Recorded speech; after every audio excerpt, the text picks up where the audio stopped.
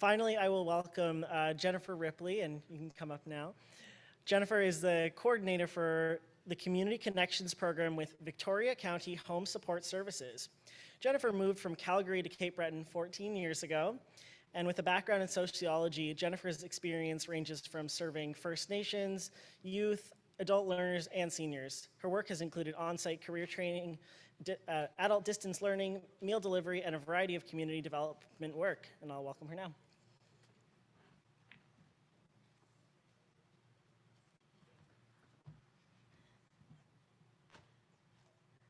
Thank you, Marco. Although I have to say, I am now slightly terrified of recreational therapists. In case you missed the glaring omission, I am not an RT. We don't have an RT, but I'll do my best and hopefully no one will be waiting for me in the parking lot. I would like to thank, in all sincerity, the Planning Committee for granting Victoria County Home Support Services the chance to share with you what we're working on in rural Cape Breton. That's capital R rural. But first, I would like to tell you a little bit about our agency. So we have 15 CCAs, 4 office staff, and we're serving 125 clients over about 2,800 square kilometers. Capital R, rural. Our agency operates with 2 branches. So we do have our home care side, which you're all very familiar with. And 2 years ago, thanks to Continuing Care Innovation Funds, we were able to start a separate branch, Community Connections branch. And this is where I'm working in, and we are sustaining a variety of community programs that supplement the authorized services and are trying to work to further enhance quality of life.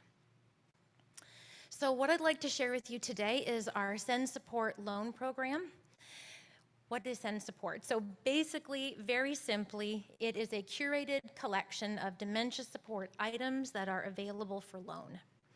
Our goal is to provide easy, convenient access to relevant items, and it gets directly to those in home. We have approximately 40 items that offer engagement opportunities for early to late stage dementia. I do have some of them here in the back in case anyone later would like to get their hands on something, or at least their eyeballs on something. It is really important that I share with you that this idea came from one of our CCAs. She wanted more for the clients that she was seeing, and so she came to us, and she initially requested a doll. And that is what triggered the development process for us. We gathered an advisory committee made up of recreational therapists, occupational therapists, behavioral research consultants, BRC, I believe is the catchphrase. Okay, good. Care coordinators, as well as a representative from Caregivers Nova Scotia. This group is what helped us to formulate the list of which items would be most beneficial. They helped us identify the best process to make this really easy, because again, our goal is just to get things in people's hands. And they also helped us identify the need for some education around the use of these items. So because we don't have an individual who will be there from our agency bringing the item into the home, there needed to be some support around how would a caregiver do that with their care recipient. So how does that process work? It's very simple. Someone contacts us. We like to either talk with them in person or over the phone. I have even spoken with someone from Caregivers Nova Scotia in, hey, Halifax, nice to finally meet you. So that we could ensure that someone that she needs got the resources that would help them. After a brief discussion about what they're looking for, what their needs are, we try to identify the appropriate loan items. We try to keep that to a maximum of 3. We review the support material together. I'll go over that a bit later. And the items are returned, renewed, or swapped out after 8 weeks. Infection control measures are in place. We do find sometimes after a check-in, after a few weeks, we're finding that it's not a good match. No problem, let's swap it out. What we find with a lot of these the items that we have, they're cost prohibitive for someone to purchase if they don't know if their care recipient is going to like a robotic cat. So we're able to at least help out with that introductory piece. I would also like to point out that should an individual become bonded with their item, we just renew it until the item is no longer needed. So what have we been seeing so far? I would really like to thank our clients and our families that we work with for their willingness to let us share photos and their experiences, because I think we all know having that personal connection is really important. So here you're seeing one of our clients work with the aqua painting that their family loaned out. I'm sure you're familiar, but aqua painting is just water and a brush, and the individual can paint a picture, and they are reusable. What we're finding from clients and their caregivers is that it's providing a focal activity, so perhaps they ran out of conversation. When friends would come over, people aren't always knowing what to talk about, and so inadvertently, people come by less. If we have some of our conversation cards that they can just borrow to have on hand, it helps them stimulate more visits, have something to talk about, and we're getting really positive feedback from them. I would like to just, on that note, take a moment and read. I just received some feedback last week after our slides had been submitted from somebody who had borrowed a kitten. And I'll just read her words. I promised I would, and it's such a lovely opportunity to share an individual's really powerful response with you so you can see, I think, the effects.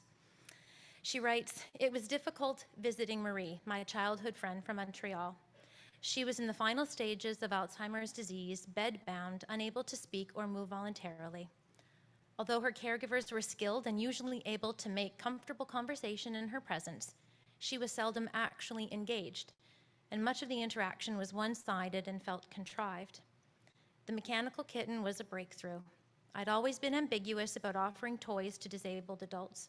Even though they may offer comfort and a pleasant sensation, I'd been concerned about the infantilizing effect of teddy bears and dolls and how the person cuddling such a toy may be perceived and therefore treated.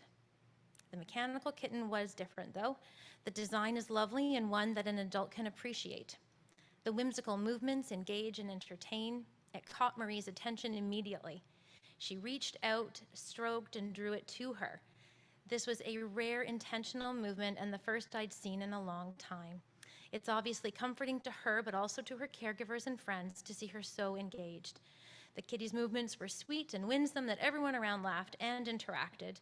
The result was a positive and delightfully spontaneous environment, and one that actively and genuinely involved Marie. She was, for that time, a participant in the group. Rather than a bystander or a subject, she was genuinely laughing with us at the kitten." It's a lovely story, I think, to share.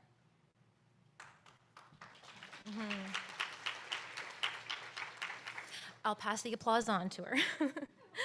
I'd also like to point out that we're having a positive effect on our staff.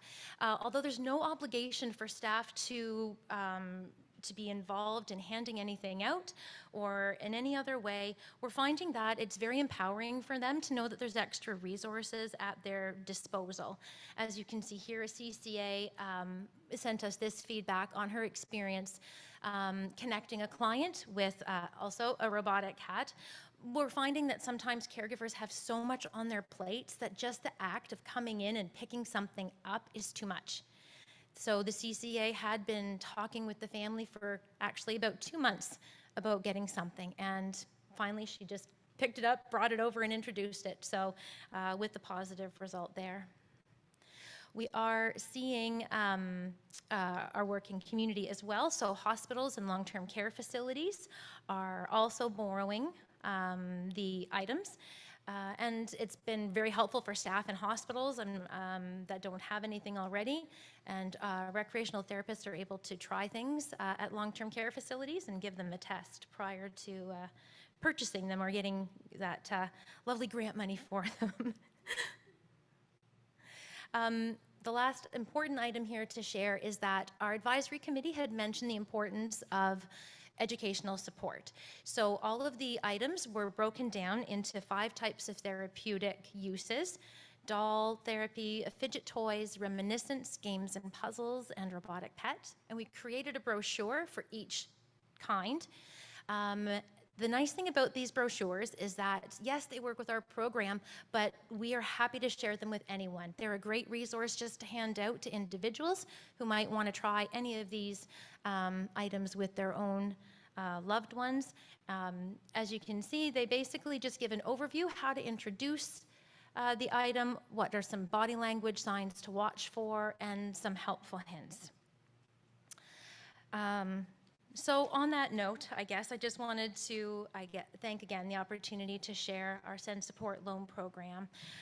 Why is this working? I think it's working for us where we are because we don't have access to much. And so as home care providers, when we can be in the home and be that point of connection and see exactly what has to be done, it's amazingly supportive. Again, I don't have a subject matter background in this, but that's what I'm seeing.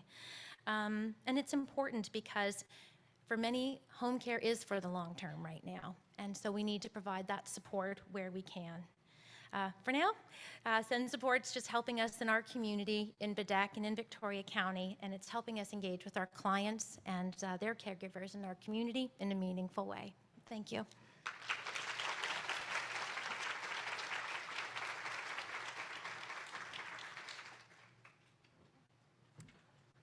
Thank you to all of the speakers from our Promising Practices Showcase. This was the first annual one, and I hope everyone else will agree that we're looking forward to maybe doing this again next year.